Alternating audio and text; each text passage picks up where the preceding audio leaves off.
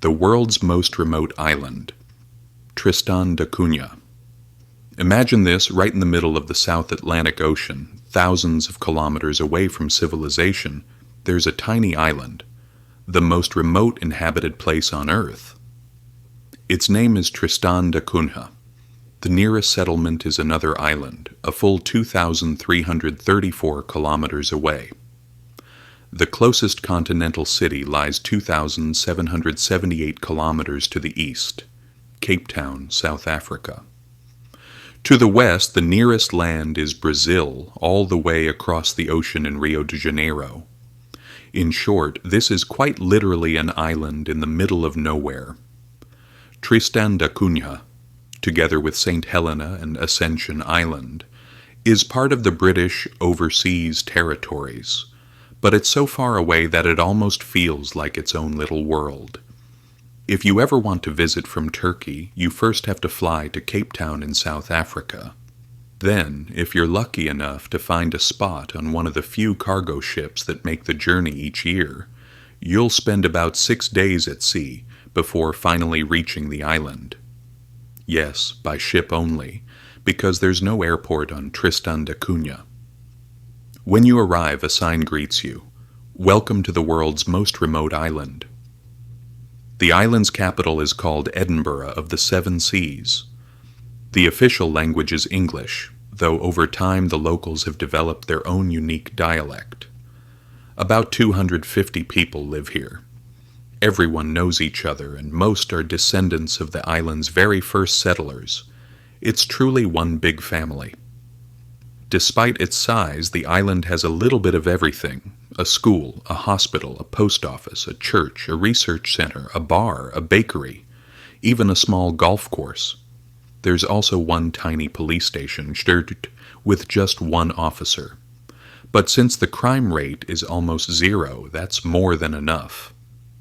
At the school, all children study together. There aren't many students, but teachers and parents work hand in hand to make sure every child gets a proper education.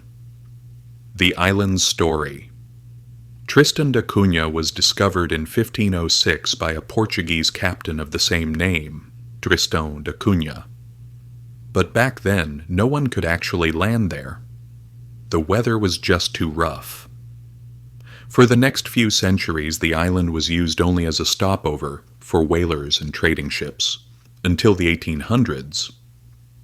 During the Napoleonic Wars, the British claimed the island to prevent the French from using it as a naval base. They sent a few soldiers and settlers. Most of them didn't stay long, except one man, William Glass. He and his family decided to make Tristan da Cunha their home, becoming the island's first permanent residence. Today, nearly everyone living there is descended from those original families. Life on the island. Life here is simple, but peaceful. Everyone helps one another and everyone knows each other. Doors are never locked. There's no theft. Meals are shared and children can play freely anywhere. The main sources of income are fishing and potato farming. There's some livestock too, though limited. The surrounding ocean is full of life. Kelp forests, seals, penguins. A truly stunning natural world. But there's also danger. The island is volcanic. In 1961, the volcano erupted, nearly destroying the main village. The islanders were evacuated to England, but 2 years later most of them came back. Something clearly ties them to this place. Maybe the nature, maybe the peace, or simply the comfort of living together in harmony. No money, just barter. Money is hardly ever used here. Only tourists spend cash on souvenirs or small goods. In everyday life, people trade instead. Potatoes for fish, fish for milk. It's an old system, but a beautiful one. And if you're thinking of moving there, unfortunately, you can't.